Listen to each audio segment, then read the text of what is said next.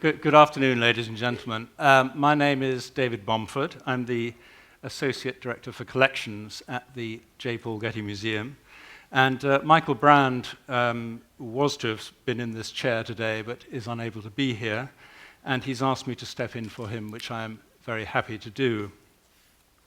It's a particular pleasure to welcome you all to this afternoon's program, which is presented in conjunction with the exhibition that we have in the galleries here at the Villa, Collector's Choice, J. Paul Getty and His Antiquities, which many of you, I'm sure, would have seen. And if you haven't seen it, the galleries will be open after this event for you to go and have a look at it. Let me just introduce this event. Collector's Choice, the exhibition that we have here at the moment, celebrates the vision of J. Paul Getty, who acquired his first work of art in 1931 and his first antiquity in 1939. The exhibition in the galleries, which is curated by Laura Marest Cafe, is drawn from the collections of the Getty Museum and the Getty Research Institute and features sculptures, frescoes, mosaics, engravings, photographs, and other items that illuminate Mr. Getty's personality and taste as a collector. He collected in three areas: Old Master paintings, European decorative arts, and antiquities. But it was his passion for the ancient art and ancient history that resulted in his striking decision to build a museum modelled on an ancient Roman villa, and we will go into that, I'm sure, in our discussion in a moment. Today marks an anniversary of the villa. It was 36 years ago today, January the 16th, 1974, when the museum at the villa opened its doors to the public for the first time. So it's very appropriate that we're gathering here on this day and have the unique opportunity to learn firsthand about the development of the collection, not just the antiquities, from three distinguished former leaders at the Getty who have had the privilege of knowing and working with J. Paul Getty during the 1960s and 70s here at the site where it all began.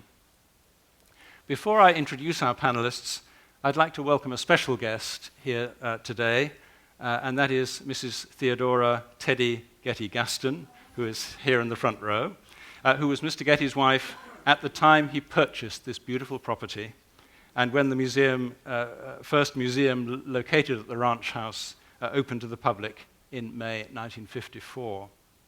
It's a pleasure to have you here, and thank you very much for joining us. Let me now introduce our distinguished panelists. On my immediate left is Stephen Garrett. Stephen was an architect by training, and he worked for J. Paul Getty in Italy in the late 1960s. During the design and construction of the Villa Museum, he served as a consultant and a liaison between Mr. Getty, who was then living in Great Britain in Sutton Place, and the team of architects and contractors working here in Malibu. He was deputy director from 1973, the director being J. Paul Getty himself in England, and he was appointed the museum's first director in January 1977, a post he held until 1982. Sitting next to Stephen is Burton Fredericksen, and while pursuing his graduate studies at UCLA, Burton began his career at the still very small Getty Museum as a docent. He was appointed museum curator in 1965, becoming the museum's one full-time employee. And 6 years later, he became chief curator and curator of paintings, a position he held until 1984. Burton's speciality is Italian art, but he has a far-reaching knowledge of Western art, and it was that knowledge that helped transform the collection, the paintings collection, in both size and quality, and I hope we'll touch on some of his great acquisitions as we go along. Sitting next to Burton is Julian Wilson, an expert on French furniture, and a great scholar who's written extensively on the topic. Gillian became the museum's first curator of decorative arts in December 1971, and Mr. Getty once said that the finest works of French furniture were as great as any old master painting. And during Gillian's tenure, the museum expanded its collection of French furniture into one of international renown, one of the greatest in the world. Mr. Getty wrote about these three distinguished people in his autobiography, as I see it. And he actually refers specifically to them when he says, "Nor can I say enough to express my personal gratitude and appreciation to Stephen Garrett, Deputy Director of the Museum, to Burton Fredericksen, Paintings, and Miss Julian Wilson, Decorative Arts. These are younger people," that was then, of course. That's a long time ago. I object. When was that? I object. These are younger people of great talent, knowledge, and vital and dedicated. That hasn't changed anyway. And then he says, "I doubt if many museums, whether publicly or privately endowed, can boast of an administrative team that surpasses the one formed by Messrs. Garrett and Fredericksen and Miss Wilson." So please join me in welcoming our three panelists.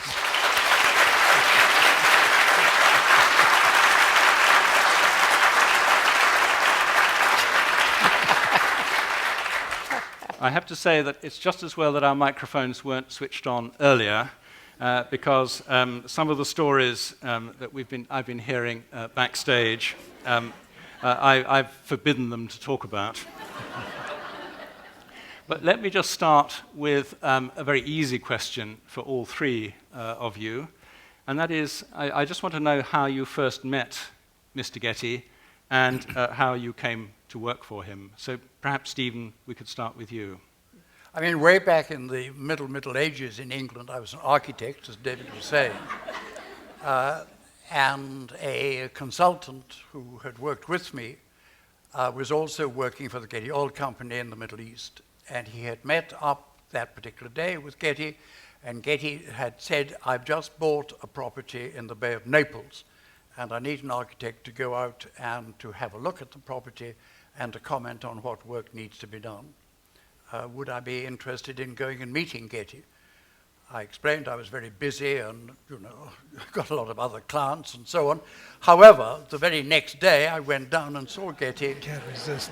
And as a result, flew out to Naples and looked at this particular property.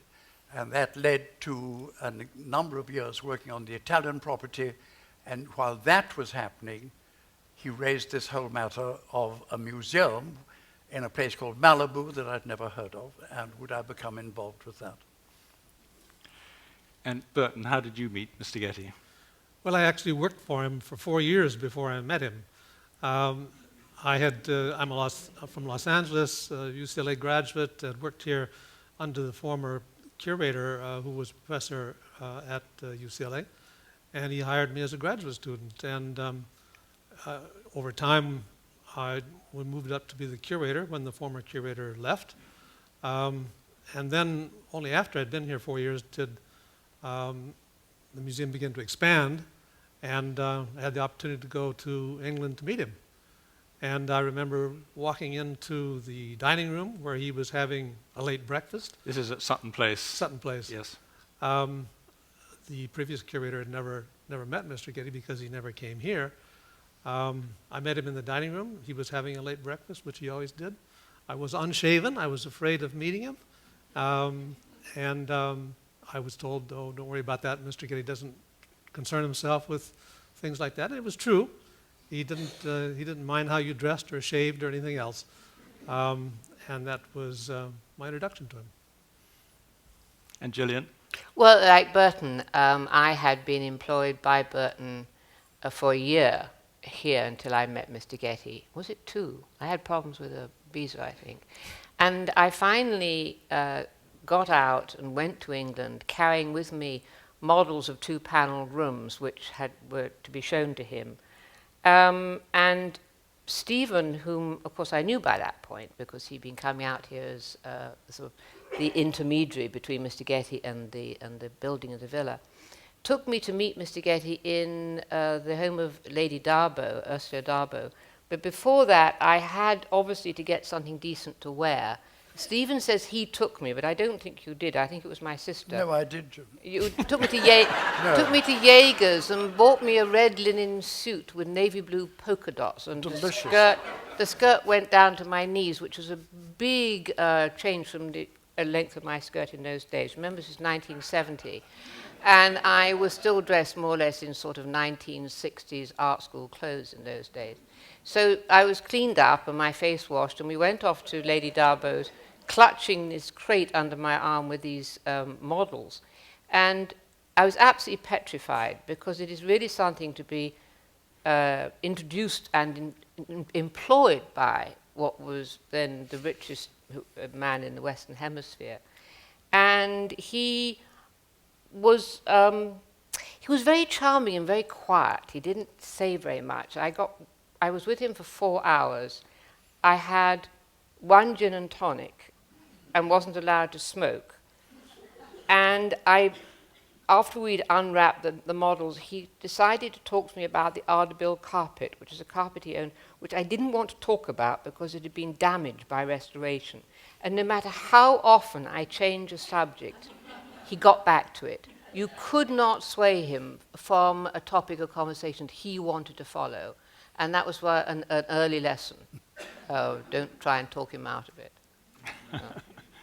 Stephen, you mentioned the whole idea of building this museum in Malibu.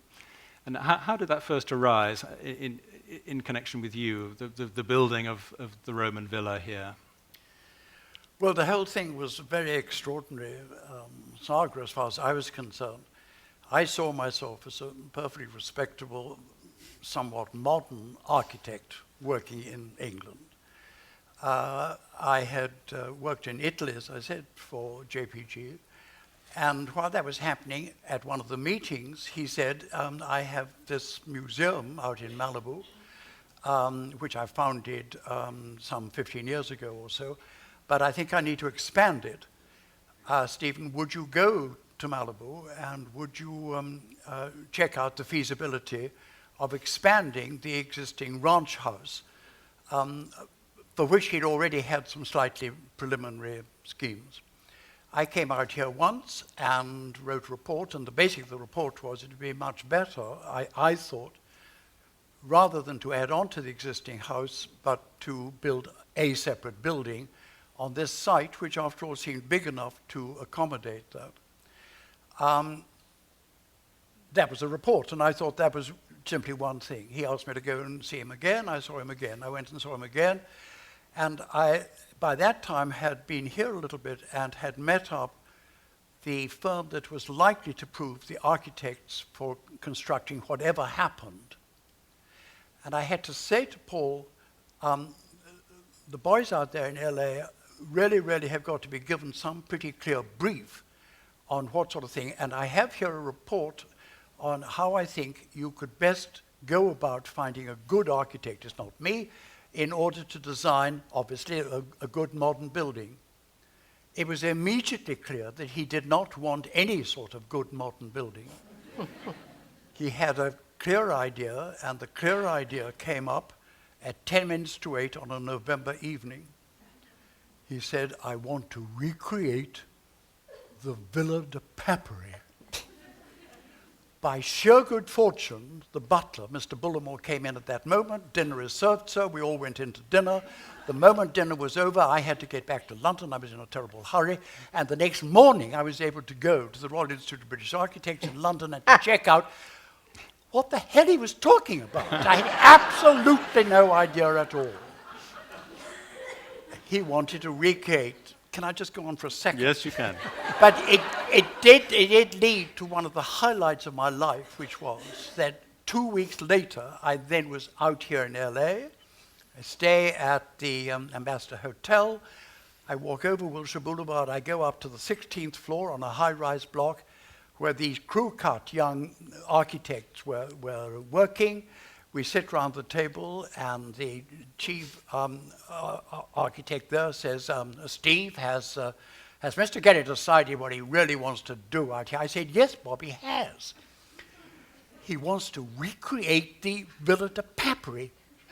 Villa de what, Steve? You see, now Steve is up on his hind legs, he's got slides, he's the greatest expert on Roman architecture and villas and all the rest of it. It was beautiful stuff.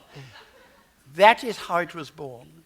And why it was born is, of course, an interesting subject, that Getty had latched on to this particular villa in readings and studies that he had done in Naples and generally about Roman architecture.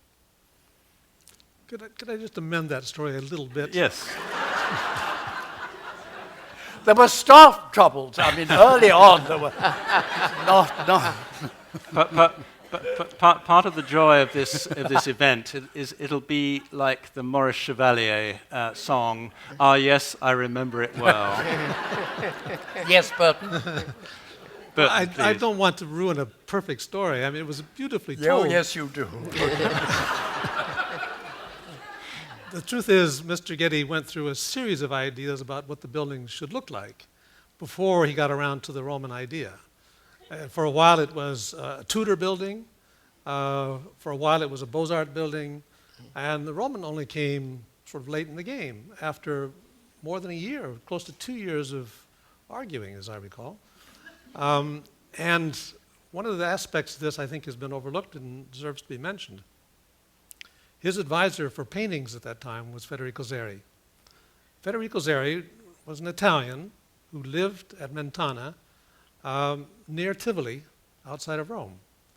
And he knew, because he was coming to California regularly and talking to us, that we didn't really want a building of the kind he was planning, a Beaux-Arts building, pompous with pillars and large vases of the sort they built at the turn of the century. And he didn't like the idea either. He hated the whole idea, and so he began lobbying Mr. Getty to change his mind and build something more rational.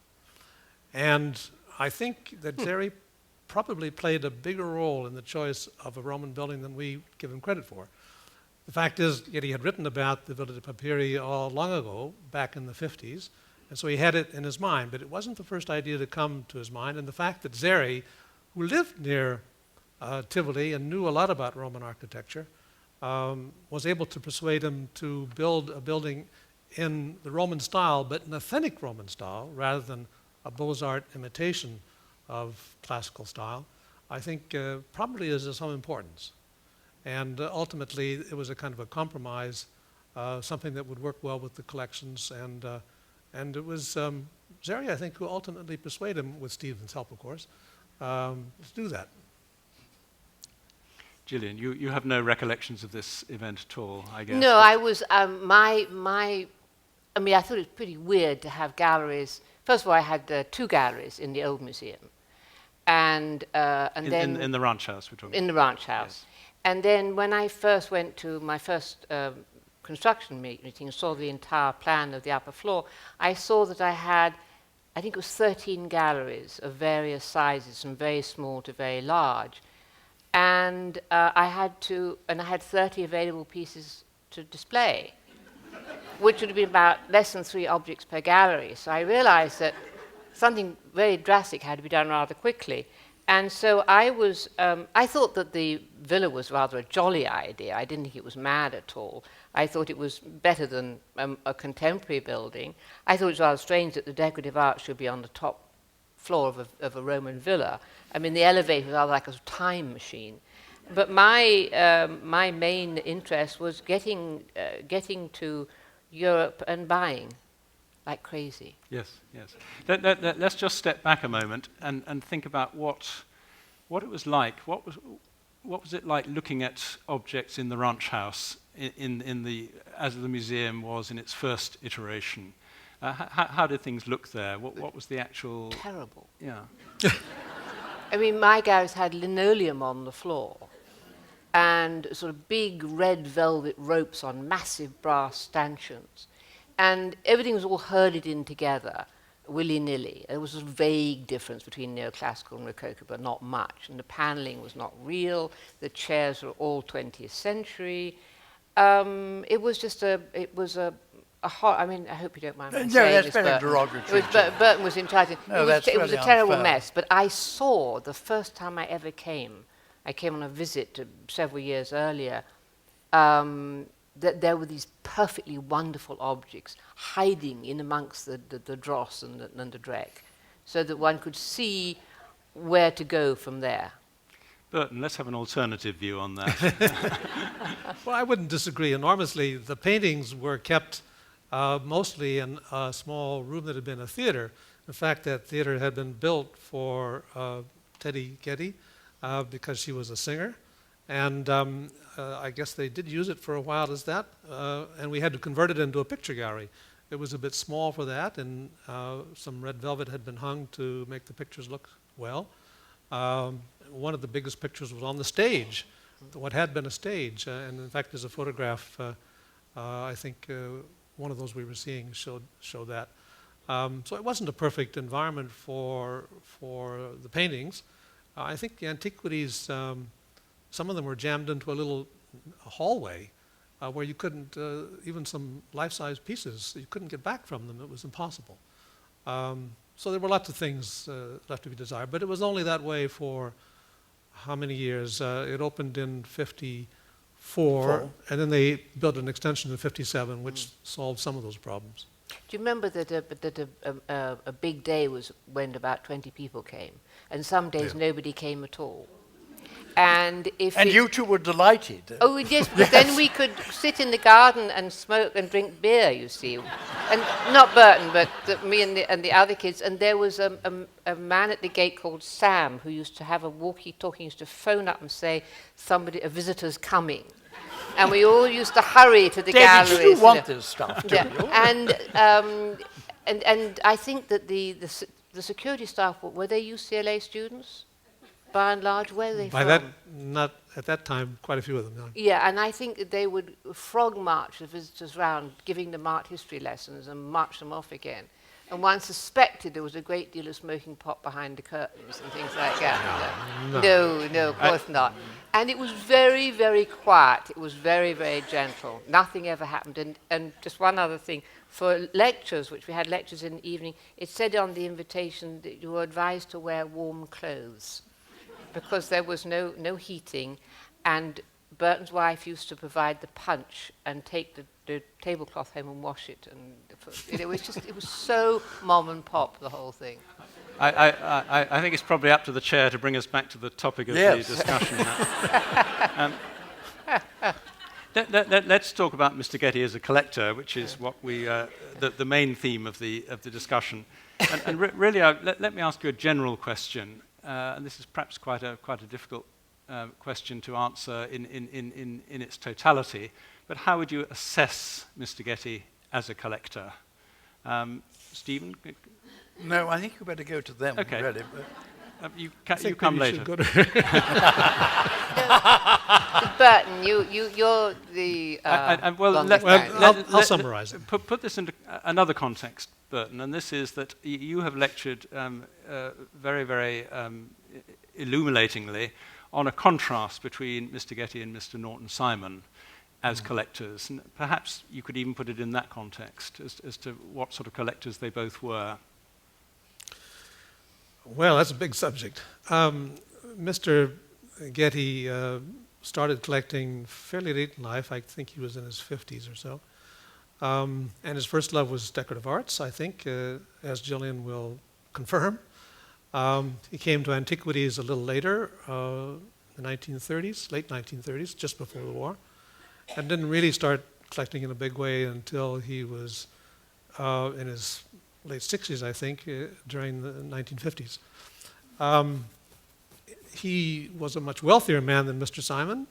I think in some ways less involved in collecting than Simon was, because for Simon it was a passion that ruled him day and night. Mr. Getty was very much involved in his businesses, and collecting, I think, was more of a sideline up until his last years. Mr. Getty tended to buy things that he thought were not too expensive. He didn't like competing with the museum world as a whole, which caused him to concentrate on French furniture, for which there was relatively little competition. Antiquities, there was no real collector of antiquities on the West Coast, unless you count William Randall Hearst. So he was buying just before the war, when there was a scare about the war coming, starting in 1939. And after the war, when there wasn't much competition, he was able to buy things inexpensively, and that was a part of his strategy, to buy things that were underpriced. He liked buying oil properties. He was very conscious of the fact that bargains were to be obtained, and he was very sharp on that. Norton Simon, on the other hand, set records buying things. He wasn't hesitant to set a record, and the two men weren't very similar in temperament. On the other hand, Mr. Getty was a much nicer person to work for because he didn't fire people very readily. He was very tolerant, not at all imperious, whereas working for Mr. Simon was horrific. He'd call you up in the middle of the night asking you to do anything. I never worked for him, thank God, but from the people we knew who did work for him, it was not a pleasure. No. And Gillian, your view on Mr. Getty as a collector? I think it was very different for me buying decorative arts than it was buying paintings. I mean, he had really deep knowledge of the subject that you yes, were advising him on. Yes, he did, but he had, he liked very much large and rococo. And anything under 4 foot wide was referred to as bric-a-brac. And so I had to, and also he had formed a small collection entirely to his own taste.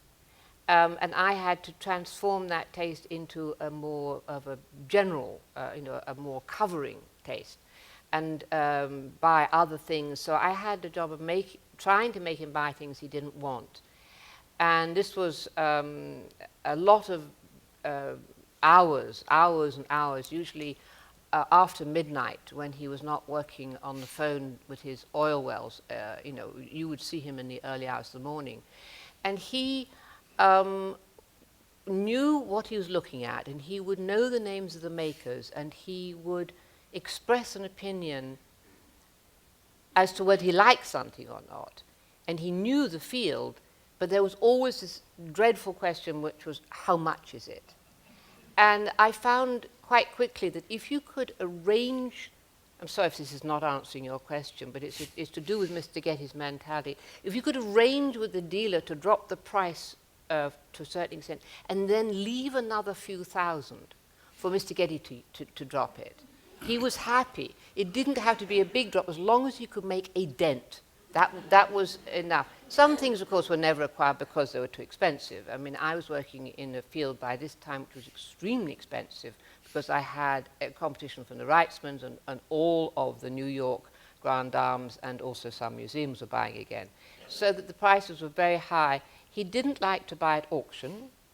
He liked to buy from dealers he'd used in the past, Partridge and Agnew and people like that and French and Company and Rosenberg and Stiebel, New York, Paris, London, on and on, visiting. And when we read his diaries, he would set off on these wonderful tours and going to visit all the dealers and describing all the things he saw in their shops and how much they cost, lines of prices. But he never described it well enough for us to recognize what he was talking about, but he knew. And there was this sort of going from dealer to dealer to dealer, day after day after day. It must have been absolutely exhausting. And he really obviously enjoyed not just the hunt, but the looking. And I think that it formed part very much of his sort of thinking life. But there is this very strange fact that when he bought something later on, he didn't ask for it to be sent to Sutton Place, the name of his house in England. It was sent straight to the museum. So he didn't need to have the piece around him. He didn't need to touch it, to smell it, to think about it, which I think a collector, most collectors would want to do. But as I knew him, that's a cold image of how he reacted to all his collections. I had one particular instance at Sutton Place where he was considering buying a painting, and the painting was up on the wall, and he said, "Stephen, look at this, and would you look at the blue sky up in the top right-hand corner? And we know that blue is lapis lazuli. We know that lapis lazuli could only get to wherever it was, Siena or somewhere at a certain date." It was thrilling to him. He wasn't unemotional about it. Admittedly, he wasn't a person who emoted, didn't wave his arms around and get kind of excited in front of one. But I very much had the feeling, consistently on the occasions when this cropped up, when I was around on this, that he was emotionally, personally, deeply involved in the works of art that he was considering. And presumably Sutton Place was where all this happened, all these discussions took place. So what was life like for visiting curators and a visiting advisor like you, Stephen, visiting J. Paul Getty in Sutton Place? Well, it was a very interesting experience. I mean, as I think Teddy, I hope you must apologize if I'm kind of trespassing around here, but no one is the richest man in the world and able to lead a completely normal life, however much they may want to. So the atmosphere at Sutton Place was slightly Byzantine in various ways. There were strange guests who were there, and one wasn't quite sure why they were there and what their relationship with JPG was and so on. But one of the things that was consistent, and I think both my colleagues would agree, one of the delightful things about Getty was that he was extraordinarily courteous. When I had first been asked to go and meet with him, I thought the richest man in the world, an American, God, he's going to be as brash and as difficult and awkward and pushy and all the rest of it as you can imagine. Absolutely not. He was extremely polite and very, very gracious. I very much enjoyed working for him and found him, I think this is slightly relevant to your question. One of the things that was very interesting was that he very, very much wanted to talk about problems that there were and to discuss them, and very much liked looking at reports and looking at pictures and so on. I found visits to Sutton Place very, very enjoyable. Rather unusual, but very, very enjoyable. Burton, what are your reminiscences of Sutton Place? Well, it's important to remember that none of us met him until the 1970s, late 1960 in my case, 1969, by which time he was fairly elderly, and it's difficult for us to judge what he was like as a younger man. But just to confirm what Stephen was saying, he was definitely enthusiastic and very much involved in art, even if he wasn't always buying it. And the story I always tell to point that out is the fact that he sometimes would, well, I'll give you a specific instance. A number of directors from Getty Oil had gone all the way over to California, from California to Sutton Place to make a presentation on some land they were wanting to buy in a nearby county, which they thought would yield some oil. And they'd set up a screen, were showing a film and doing a very large presentation. He let them all sit there, dropped them, left the room, which of course as president of the company he could do, and wanted to talk to me about paintings. And they were all dumbfounded, having gone all that distance, but that was the way he did things. Once he walked out on the Algerian ambassador once to do something else having to do with art, and it wasn't uncommon for him. At that late age, he could afford to do it, I think. He didn't mind who he might have offended, even members of his own company. Well, especially members of his own company, maybe. Yeah. But he was pleased to discuss art with you, and later in his life, that was his greatest pleasure, and he would do that until 2 in the morning. It was common to keep you up until 1 or 2 in the morning, by which time some of us were exhausted. But well, we had jet lag apart from anything or had else, jet lag. Yeah. I mean, it was true that he used to leave the Getty Oil people sitting outside whilst he talked to you, and he and also we should add that we got really fantastic food at Sutton Place. He had a good cook. Really good food. And once he had dinner delayed because there was a program about the Wallace collection he wanted to watch. I remember that particularly. He was a nice man, but he used to, he had a passion for oriental carpets, which we forgot to say, and I've still got a few of them here. And he wanted to go and look at the weave and the knotting of the carpets in the long gallery. And he had me get down on my hands and knees, and he got down on his hands and knees, and he was almost 80 by this point, or older than 80. And we crawled across the carpet, the long, long carpet, with him pointing out the way the dyes had affected some of the wools and the little bits of restoration. And I'm thinking, how am I going to get him up again? You know, how am I going to, without embarrassing him, get him on? And I realized he was crawling towards a settee on the side, and he hauled himself up.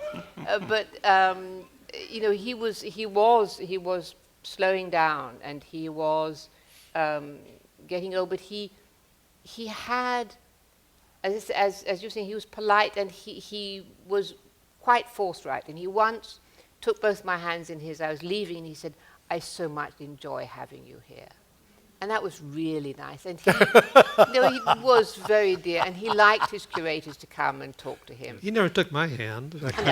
Nor mine. I think about it. What was he generous about? But it wasn't easy. I mean, he didn't. There were many times when he decided not to buy. Let's pursue that theme for a moment. Yeah. During your advising of him and during the acquisition of works of art, Burton and Gillian, in your areas, what acquisitions in those specialist areas do you think gave him and you most pleasure that you advised him on? Well, let's start with Burton in the paintings area. Oh, it's hard to remember now what that might have been. It was difficult to convince them to buy very expensive pictures. It may sound strange now, but I think he had a sort of mental block against buying anything that was more than $50,000. And so we bought lots of inexpensive paintings. We got to the point, I say we because Federico Zeri was involved a lot of the time. And because Zeri lived in Europe and saw him on a monthly basis, he had more opportunities to talk to him about buying things than I did.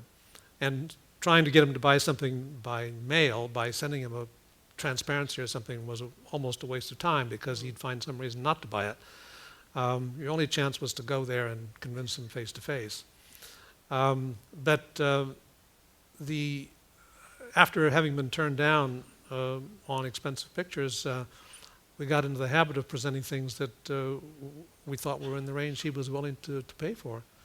And that persisted until rather late in the game. I suppose the most important picture we bought was the painting by Georges de Latour called Lyrics of some peasants quarreling, which we bought at auction, but it was actually Zeri who persuaded him to buy it rather than me, which is now one of our major French pictures. That's the one that sticks out in my mind, but there weren't many like that. And Gillian? Gosh, I mean, I did a little count up day before yesterday. I'm just explaining there were so many things that we bought. It's very difficult to pick up one. Between 1937, when he began to buy, and 1971, when I joined him, he bought about 44 decorative arts objects, 44 that still remain today in the collection. And between 1971 and 1975, we bought 79 objects, and we were buying at a very fast clip. And I used to go, he would say, I'm not buying anymore. And I would say, but I'm coming to see you anyway. And he'd say, fine. And then I would take all these large black and white photographs. Transparencies were no good because he didn't have a light box. And he was quite shaky, so he couldn't see them very well. And I would just I'd say, would you like to look at the photographs I bought you? It would be sort of, and then he'd say yes, and then we'd get going. But it was a constant battle in a way to gear him up, to get him to understand that we had to acquire for the museum. And I got a little letter here that I'd like to read, which will give you some idea of the problems we had. And it starts off, I got my glasses out. And it's from Mr. Getty to his man in Los Angeles, Norris Bramlett, who looked after things for him. And it says, "Dear Norris, please diplomatically tell Dr. Frell that for good and sufficient financial reasons, the J. Paul Getty Museum is making no further purchases of Greco-Roman objects for the indefinite future, with the possible exception of the Herzer bronze. Consequently, if Dr. Frell makes another trip abroad, there is no necessity for him to visit any dealers, because the museum is not in the market for any Greco-Roman objects. With kindest regards. P.S. This also applies to Burton, Fredericksen, and Julian Wilson." This is 1973, when we were a year before the villa opened. So you can imagine, I don't want us to sound brave and honest and true, but it was not always easy. Part of the delight of the exhibition we have in the galleries at the moment are those letters that J. Paul Getty wrote to his colleagues here in Los Angeles with his instructions. And Stephen, he used to write to you fairly regularly. Yes. With his tell us about some of those. Well, what I was going to add a little bit, in slight contrast to the way that Getty comes out of what Gillian and Burton are saying, as far as the building of the villa was concerned, Getty was very hands-on. Getty was extremely concerned. I came out altogether from England 16 times, and each time I was going back to report to him on how the building was going and so on. And he wanted every kind of information. He wanted samples. I carried loads of marble, photographs, videos, drawings, any kind of information. And he wanted to look at them, and he wanted to consider them, and he wanted to query that he was getting exactly what he wanted. Particularly, he was concerned about authenticity. He was anxious that as far as possible, albeit here in Los Angeles and all building codes and all the rest of it, how accurately could the Villa de Papri be recreated here? And in his autobiography, which is a great read, but incidentally, 2 letters to you are illustrated in which he says, all these objects have existed since the 18th century and before without air conditioning. Why do we need air conditioning at the new museum? And what was your reaction to that? Well, all the advice out here and all the advice I'd ever known as an architect was that, the air conditioning was going to be absolutely critically desirable. But of course, again, the fascination of working for Getty was that he very much was his own man. He'd got his own opinions, and he was there was no question, well, I'll have to ask somebody about that. Now, there were exactly that kind of problem about the air conditioning. It took time to move round a little bit on that. And eventually, I think actually the air conditioning was already going in when he said he didn't want it, so that perhaps it was a little bit indefinite. But now, very poignantly, Stephen, he never saw the completed building. Well, now, this is a sad thing. The building, as you were mentioning, this is a significant anniversary today, 16th of January. And 36 years ago, the building opened, and 2.5 years later, JPG died. And he did indeed never come and see it. He was extremely anxious that when I went over there, which I did when I was working here, I went over roughly every 2 or 3 months and reported to him, and he wanted just as much news and gossip and information and so on about how it was going here as I could possibly provide. It is important to point out, though, it wasn't indifference that kept him away. It was a fear of getting onto an airplane. Mm-hmm. He hadn't flown for many years, and the whole idea petrified him. but he was keenly interested and wanted to come back. He just couldn't force himself into a plane. It's also true that Armand Hammer said that he would hire the Queen Mary with absolutely no other guests aboard at all if Getty himself would come. Really? He's got that wrong.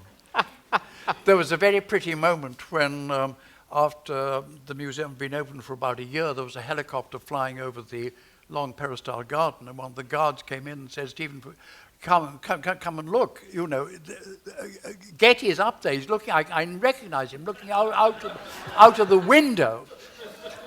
Well, it wasn't, and it was a slight relief, to be quite truthful. But no, it was sad that he never saw it, and he very much relished the reports that he got from visitors and all kinds. Now, I think it's a moment where we can take one or two questions from the audience, and I'll keep the conversation going up here while you think about it. But there are microphones either side, and I would be very grateful if you would use them. Actually, there is a question already here on my right. If you could use the microphone.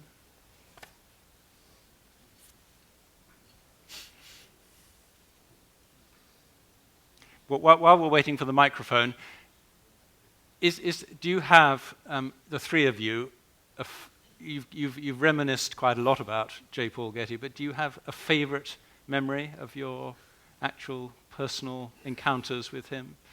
Difficult question, but... Well, I can tell Yes, you, Stephen. it's a somewhat frivolous memory, but it was rather poignant at the time.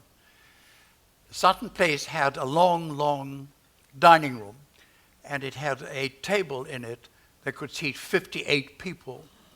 Normally, at dinner, there would be perhaps 5 people, and JPG would sit at the top of the table, and maybe there'd be 2 guests sitting on either side. Getty had decided that the heating of Sutton Place was an unnecessary extravagance, and so that the heating that the Duke of Sutherland had installed, who was the previous owner of the house, Getty had either removed or had sort of abandoned, and that therefore the house during the winter tended to be extremely cold. And there was one evening at dinner at Sutton Place, Getty was sitting there, and Getty was there, there was a lady on either side here, and there was a Getty oil man there was me there. The woman who was sitting beside me, I couldn't quite understand. I thought she had a dog because the dog kept on sort of rustling her skirt. And I thought, you know, that's strange that I'm surprised that Paul doesn't object to that. But I realized that actually it wasn't a dog. It was that she had gone into the dining room early, and due to the coldness of the room, had moved one of the puffer heaters to be underneath her skirt here. Her skirt was sort of waving slightly like that. The atmosphere at Sutton Place was always a little surprising, as you might say. I can remember when he said to me, "Please take me through my galleries so that I can sit here and imagine it." So I started... in your imagination? Yes. Yes. So I started describing everything, what was on the walls, what each object as we went along, on and on and on. And at the end, it took quite a long time, he opened his eyes and said, "Quite a spread." Which I thought was terrific. Nice. Yeah. You'd exaggerated it a bit. No, I didn't. I played it very, very, very calm. Burton? I can't actually think of a favorite moment, which maybe is meaningful in itself. I was remembering the story of the Algerian ambassador who got fobbed off onto me to entertain after Mr. Getty left at lunch, and I had to entertain the ambassador. And I remember it as a funny occasion because you could hear Mr. Getty in the next room watching car races on television. And I was trying to convince the Algerian ambassador that Mr. Getty had more important things to do. It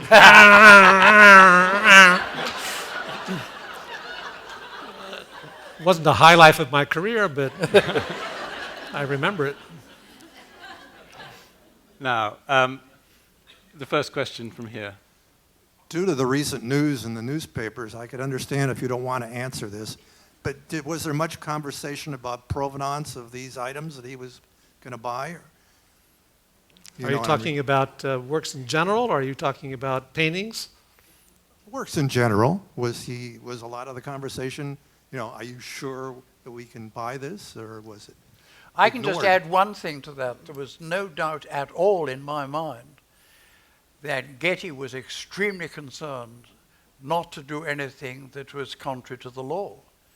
He was extremely law-abiding and was not at all given to saying, "Oh, we can get round that in some way." I have one good story that's relevant to that. I imagine you asked the question primarily in the light of antiquities, which have become controversial. At one point, we were offered some Roman frescoes, quite beautiful, in Switzerland, and which would have been a great prize for the museum. No doubt about it, the best frescoes probably outside of, in this country. And when I told him that I couldn't be sure that they had been exported from Italy legally, he said, then we can't buy them. And that would have been a prize of incredible magnitude. Wouldn't have matched it any time, and haven't since. Questions here. Can you comment on Norman Nurnberg's role in the design of the villa? Did you hear Norman- that, Stephen? Okay. Were you saying would I comment on my role? No, Normans. On Norman's role? Yes. Norman Neuberg. Norman Nuremberg had a very significant role in that, and he was extremely fortunate that he came aboard. We absolutely needed for the building to be built, and particularly with Getty's insistence about the authenticity, the accuracy of the reconstruction. I mean, I don't know whether you just know the sort of preparatory history of the villa. The villa, of course, is based on drawings that were made in 1750 of the excavations that were done on this big suburban Roman villa. And there is one plan and some details.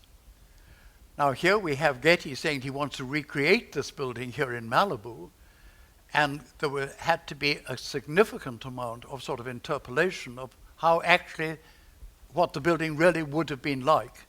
We therefore needed a consultant, and Norman Nuremberg was ideal in a variety of ways. A, because he was knowledgeable. I don't say a great scholar exactly, but he was knowledgeable and enthusiastic. But he had one further great advantage, that if the site architects had said, look, in this particular gallery, I'm afraid we're going to have an air conditioning duct going right up the middle of it. And that seems rather a pity, Norman would say, but that's extraordinary. At the Temple of the Ten Virgins in Pompeii, there is a room that has exactly a column going up in the middle of a room like that. In other words, he was able to assist the architect in an authentic way in the reconstruction. I reckoned that we were very fortunate in having Norman here working with us. I don't think you can possibly underestimate Norman's influence on the building. He was involved in every last detail. And we were fortunate. He lived in Los Angeles, and I'd known him for a few years. And when we realized we needed an authority on the subject, he said, well, I just happen to be one. And I think he was as good a person as we could possibly have hoped to find, and he just was in Los Angeles. Did that answer your question? Good. Yes. Yes, hi, how are you? Yes, I might be one of the few people sitting in the audience who happen to have been to the branch house prior to the building of the Getty, and I was here on opening day and have, of course, been back many times. One of the little mysteries I've been trying to solve is off to the atrium here in the villa, there was 4 little tiny rooms, and there were Roman frescoes, little with fragments, reconstructed. And since then, I haven't found out what happened to those 4 little rooms. Did disappeared. Nobody seems to know what happened to them and where are they? Or do you know? Does anybody know anything about those? A couple of the fragments are on exhibition upstairs. I remember fairly well what was in those 4 rooms. Certainly some of them are on exhibition. Yeah. Well, but these were like little, off to the side, the 4 little rooms. Yeah. They were little tiny, they were barely a room you could barely look into, and they were full from top you to mean ceiling. the full wall? The full wall, frescoes. yeah. I think those were taken down because they weren't considered as important. I think probably Carol could answer that question better, but they were taken down because they weren't considered as important as the other pieces that they had. Yeah, and I assume they probably need more room too. Yes, Carol just says they're in storage now. Yeah. So. Was there a question here? Yes, here in the front. I'm curious to know, Mr. Getty had traveled probably fairly widely around the Mediterranean, Bay of Naples and so forth. How is it that this, I think probably at that time, 75% buried, 85% buried villa was such a huge inspiration for him when there were other villas that were considerably more exposed and known to the public and to specialists? How is it that this mysterious place was such a powerful... I think we Did would you ever like to talk know about that? We would like to know the answer to that ourselves. I don't think anyone knows why he latched onto that particular villa. Maybe because it was buried, and because there were these drawings that existed, and because all the bronzes that had been taken from the villa were in the museum. And so it was well known about, but it had this mystery. So in a way, he could build something for which there was no precedent because nobody had seen it. But he could put a pastiche of all these other villas on the building. I mean, I think it was a wonderful blank slate on which he could work. I think let's just refer to Ken LePatin in the audience, one of the curators here at the villa, who I think possibly has a view on that question. I think there are probably 3 facets of the villa that really spoke to Mr. Getty. Probably the first and foremost is that the Villa dei Papiri has been very convincingly associated with Julius Caesar's father-in-law. And that, I think, probably appealed to Mr. Getty in various ways. I think he could be aware of it because it was the most famous villa because the Naples Museum, in which he spent an awful lot of time, is full of the treasures that were removed from the tunnels. So although the villa couldn't be visited, it was well known, and its sculpture, which is now in replicas in our gardens, could be seen, and he spent a lot of time looking at it. And then there were the papyri themselves, the written documents, which were very, very famous. So he knew about it through his study, and then, as has been said, it was his idea to flesh it out and make it available to people in a way that no other villa would do as well. But it was a challenge for the architects then to take that plan and elevate it, and that's where the invention of Neuerberg and Stephen Garrett and others came in. Isn't it true as well that that particular villa is of a scale much larger than the average Roman villa at the time that would have appealed to him? Is that right? Am I thinking? Yes. The scale of the piece made it more interesting to him, I think, than just an average Roman villa. General agreement from the curatorial team here. Up there, please.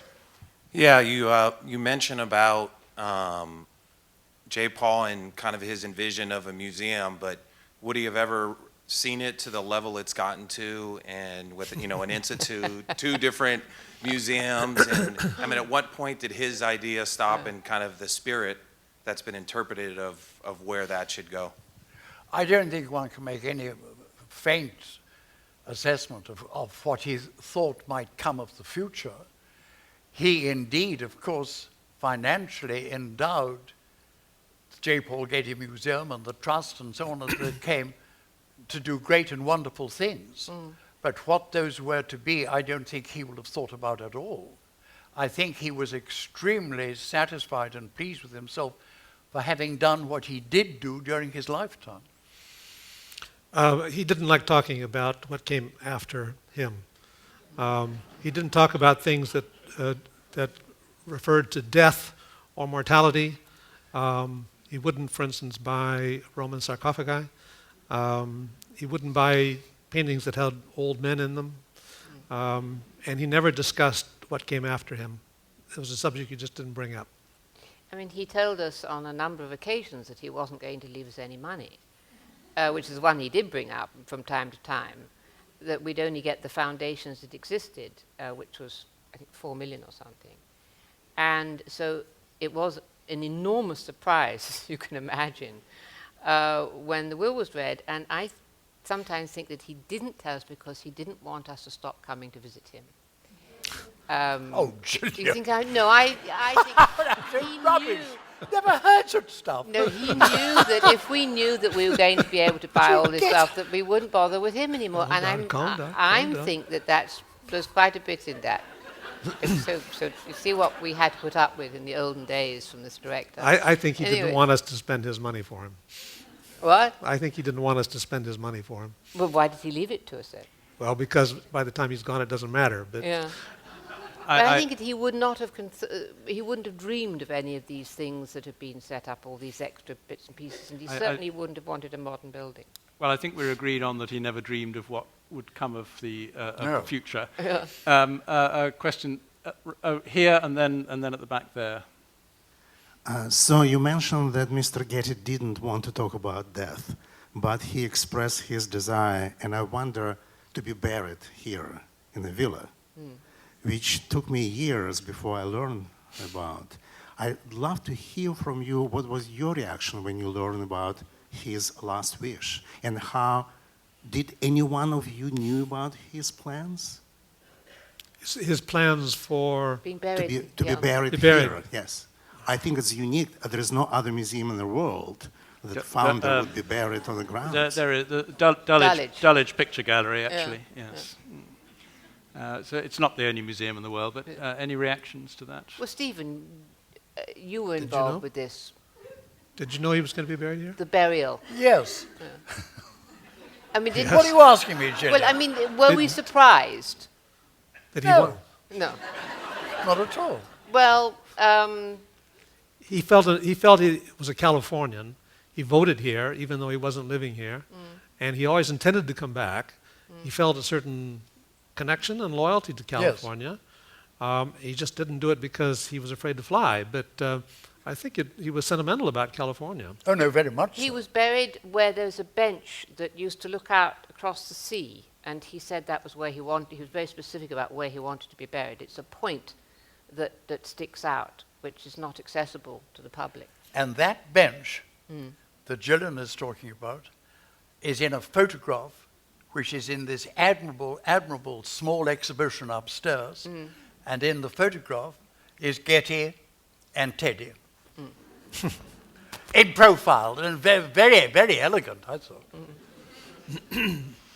There was a question at the back there, yes. Yes, it must have been very exciting working for such an eccentric boss and challenging. If Mr. Getty came back to his villa and could spend a day absorbing this second generation villa, how do you think he would receive it? How do you think he would react to the villa in its present incarnation? I'll just preface it by saying, if in his second reincarnation he came up to the Getty Center, he would not be at all happy. No.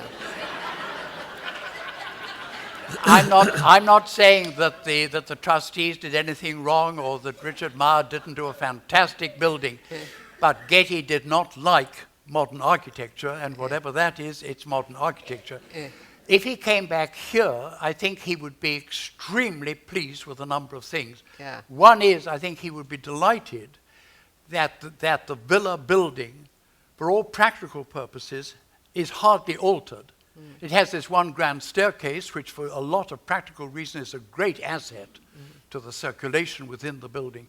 But basically the interior of the building, in order to accommodate the antiquities, is very little changed. And I think that by and large I have no reason to think he wouldn't be very satisfied with the arrangements in which have been made recently, as it were, to accommodate bookshops, this very auditorium, for example. Wouldn't you think so? Absolutely, absolutely. I think there are probably parts of the Brentwood site that he would like too, inside the galleries. I'm sure he would appreciate Gillian's decorative arts galleries enormously.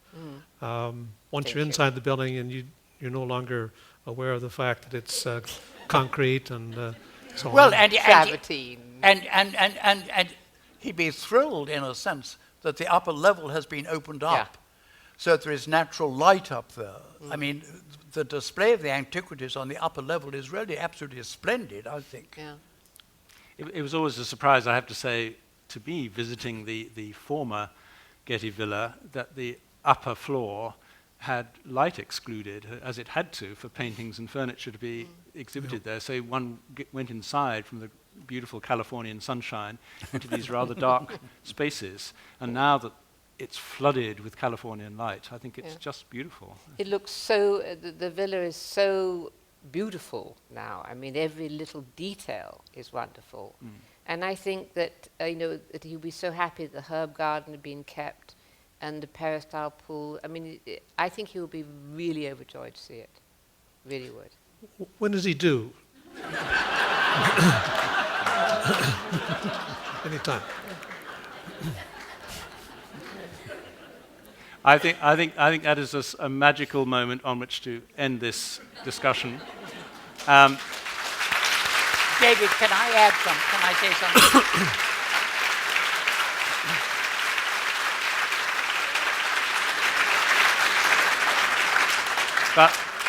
But Stephen wishes to add a postscript. Well, no, maybe everybody has. I just think there's one thing that absolutely has to be realized and up in front of us. Here we are sitting in these extremely comfortable seats in this delightful auditorium, and all of this has happened.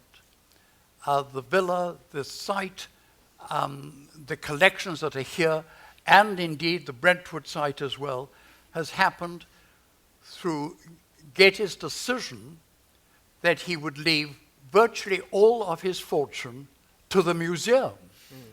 And what is so fascinating about it is that his will says that the reason that he's leaving it is for the, quote, diffusion of artistic and general knowledge, quotes.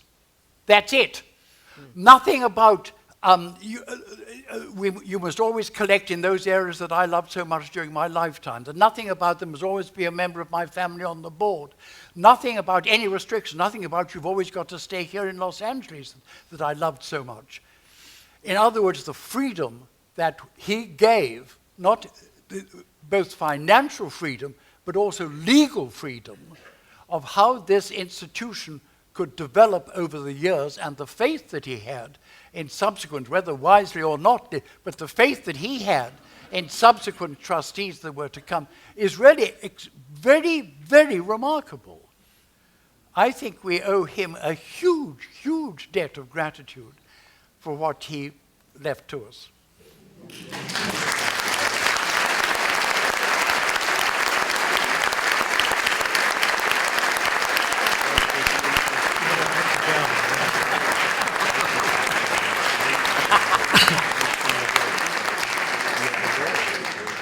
I think you'll agree this has been a wonderful discussion. I'm sure that my three panelists will continue discussing over dinner later on.